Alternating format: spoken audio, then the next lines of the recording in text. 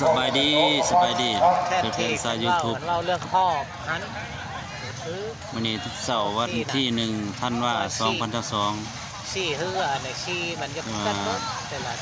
เวลาประมาณ9 โมงเนาะวันนี้เป็นมือแข่งคันเรือสวง8 สีพายอันนี้ข้อ2เอาล้อขึ้นพ่อ8 สีพายเนาะเป็นมือทิมมาเน่ไหนมันนั่นมือซิ่งเขาหอบ8 ทิมเนาะวันที่2ที่เป็นมือซิ่งชนะเลิศเป็นแน่นอนแล้วมาเน่คันว่าเพราะชาติถึงมีทิมเรือสวงทั้งหมดนี่15 ทิมเข้าร่วมการแข่งขันข้าพเจ้ามาท่านเป็นครูที่2เนาะทีมยิ่งนางหอวักกันกับบ้านสามัคคีไส้กำลังสิปล่อยเรือลงมาว่าเนี่ยไปแล้ว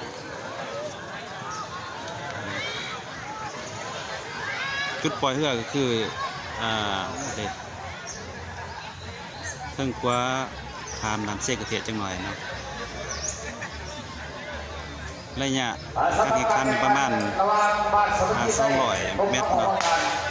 200 เมตรกำลังเก็บงานหลังจากจบโคบ้านก็ถ่ายบรรยากาศให้เบิ่งวันนี้คนจะบรายบันไดเพราะว่ามี2 มื้อเราจัดการแข่งขันวันนี้เป็นมื้อคัดของฮอ8 ทิมเนาะอื่นเป็นวันที่2 ธันวาคม 2022เป็นมื้อชิงชนะเลิศคนจะลายแล้วก็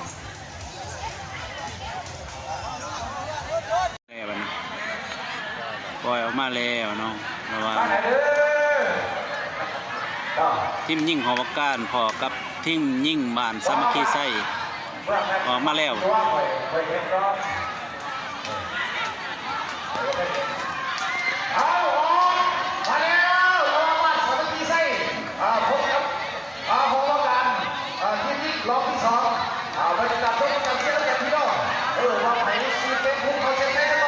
ทีมยิ่ง8 สีพายเนาะบ้านสามัคคีไส้เป็นผู้นำบ้านสามัคคีไส้เป็นผู้นำของวักกันเป็นผู้ดีนึงขึ้นมาเรามีคนรักผู้ดีสู้ชีวันนี้ต้องพูดกันเชื่อกันพี่น้องวันที่ออกแบบนี้ออกเขียวที่ใช้บ้านสามัคคีไส้ที่เป็นของวักกันออกมาแล้ว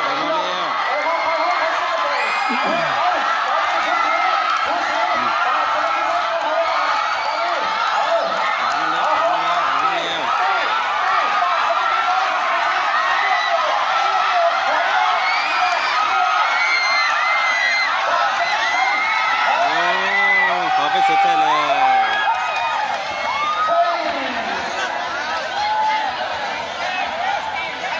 โอ้เราเป็นตัวซูชิเราไปแล้วพี่น้องเป็นคู่ที่2ทีมยิ่งเนาะทีมหอวักการเมืองพบกับทีมยิ่งบ้านสามัคคีไส้นะ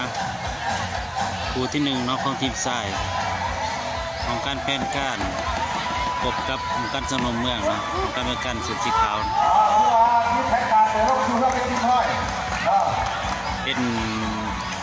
ทีมงานของพวกข้าพเจ้าเองเนาะมี4ของการมีแผนการสูนสิติไปรษณีย์โทรคมและธนาคารนโยบาย4ของการกำลังขึ้นไปที่จุดปล่อยเรือเนาะอยู่กองควงนะแล้วก็ด้วยยิ่งของการกสิกรรมพบกับข้อ2สีขาวเนาะแล้วก็ข้อที่ก็ทั้งหลุดที่รถสู่เรือที่จุดปล่อยเรือสำหรับทีนี้ก็เอาจุดไปสู่จุดปล่อยเลยสร้างนมนี่เป็นสุดสีฟ้า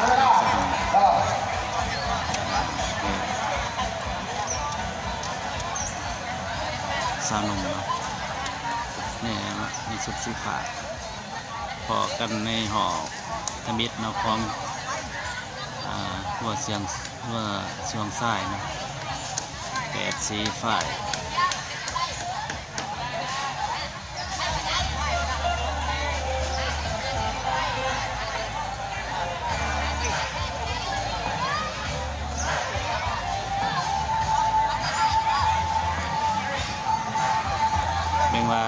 เขาได้สิได้สินใส่ปัดกันเนาะ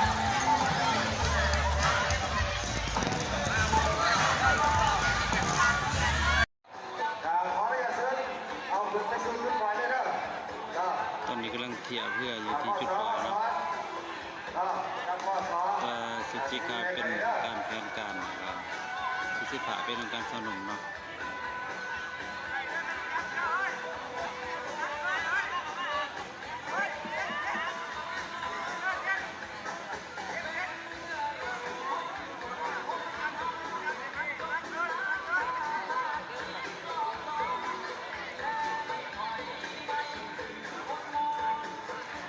นี่เรากำลังสิปล่อยลงมาแหละ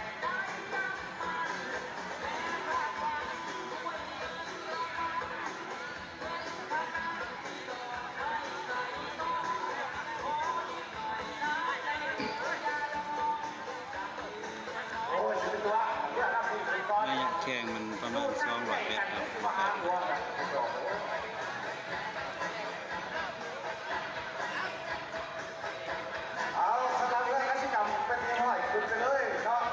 ปล่อยออกมาเลยเนาะบัดนี้เนาะในว่าของการแพทย์กันกับของการเศร้านม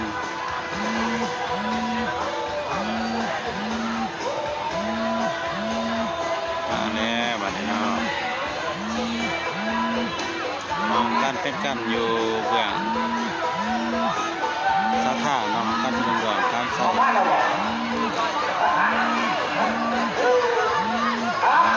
หอบทบิดเนาะ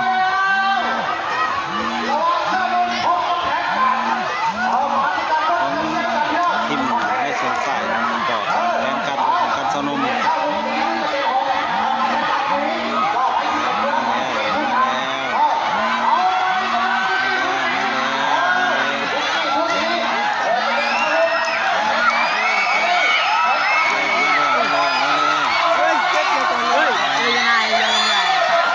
เรียบร้อยของการเป็นการเข่าเส้นไส้ไปแล้วเนาะเรียบร้อย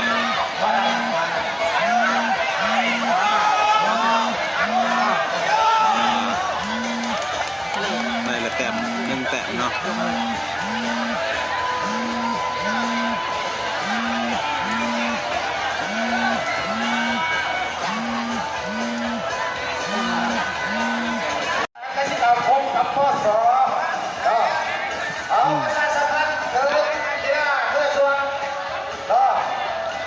ระวังปปสจะพบกับศึกษา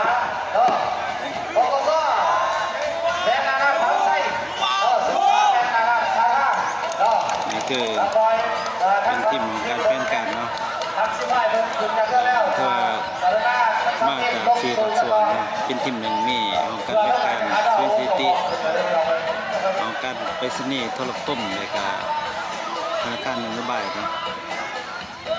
ชุดสีขาวการหอบทมิตเนาะรองทมิตนี่ขอการสนมที่ว่าสนับเนาะ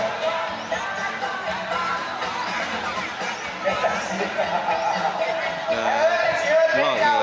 ห้องหนึ่งเนาะถ้าได้เขาลอง1 ชนะอีกลองที่2 ชนะเนี่ยที่ว่าจะเข้าไปอยู่ในหอบ8 ทีมเนาะ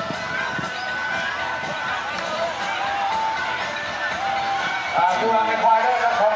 ว่าเสียซองหมายความว่าแข่ง3 เทื่อเนาะถ้าเสียซองแต่ว่า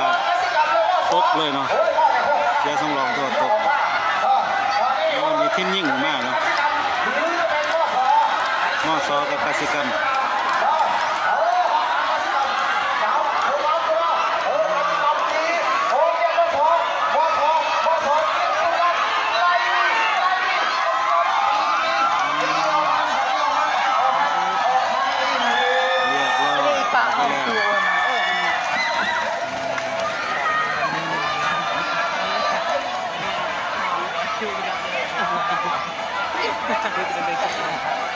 ตัวกสิกรรมกินมอซอ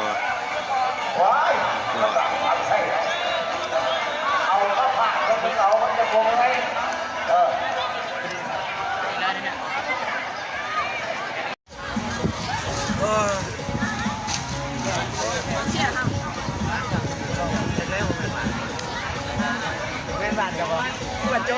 เอาเพื่อนซาท่า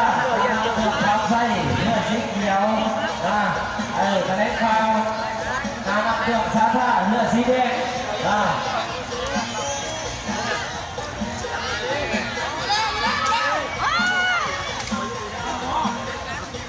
ผักแม่ไหมผักแม่ ออกมาแล้วแล้วกันที่ห้ำ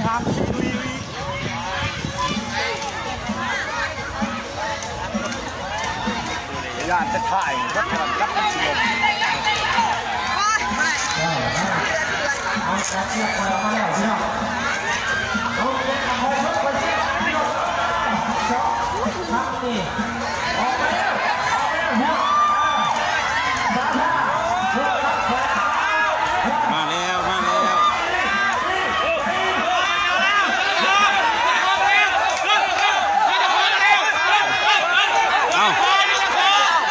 เอาก็มาผู้เดียวบ่ดิโอ้ยขาดเป็นขาดเลยบ่ดิ